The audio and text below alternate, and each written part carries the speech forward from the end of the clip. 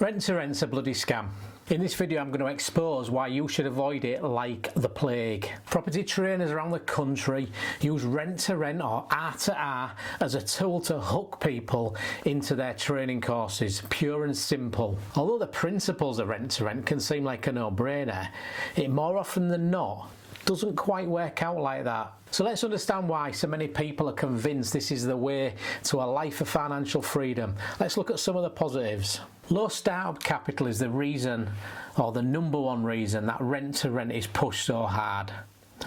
It allows individuals who've got no money to buy their own property into the property industry without needing large deposits or purchasing a property outright. Rent to rent can generate immediate rental income by taking on properties on a lower rent and then subletting them at a higher rate. It's relatively easy to scale by acquiring multiple properties in a short period of time due to the low barrier of entry.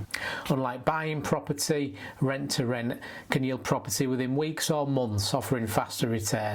It provides hands-on property management experience which can help people progress to property ownership themselves. Contracts can be negotiated for different types of properties and business models like HMOs and serviced accommodation. But let's look at the alternative side of this. The reason most people attempt the rent-to-rent route when trying to get into property is that they just don't have the finances to buy their own property.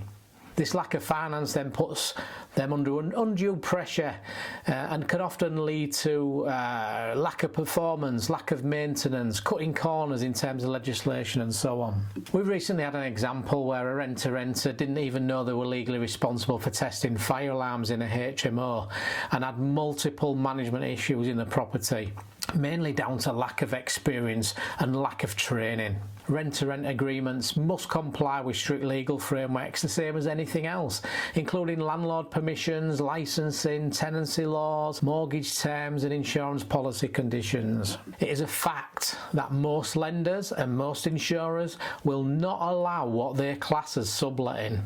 Calling it a corporate let just won't cut the mustard. Now this could lead to a lender calling in a mortgage or an insurance company not paying out in the event of a claim. The rent-to-rent market is saturated and landlords and agents are very wary of subletting arrangements. Telling an agent that you want to house your employees on a corporate let rarely gets past any decent agent nowadays. As I just touched on, most rent-to-renters are newbies to property management, and these arrangements are prone to poor management or disputes with landlords and tenants. The people taking out these rent-to-rent agreements are rarely qualified nor have professional training.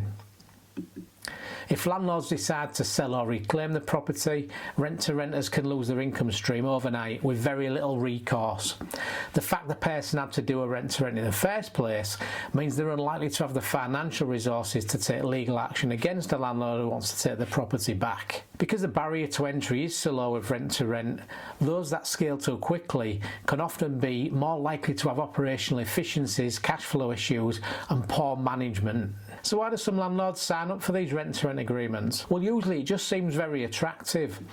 A lot of landlords are either of an age where they want less hassle or responsibility, or due to rising costs in HMOs, for example, the landlord likes the idea of someone else being responsible for the bills and the management. A landlord asked me the other day how they could reduce the risk in a rent-to-rent arrangement, and here's my top tips. Only agree a rent-to-rent contract with an established business, one that has some assets and or can demonstrate income to back up their suitability and the sustainability of the agreement.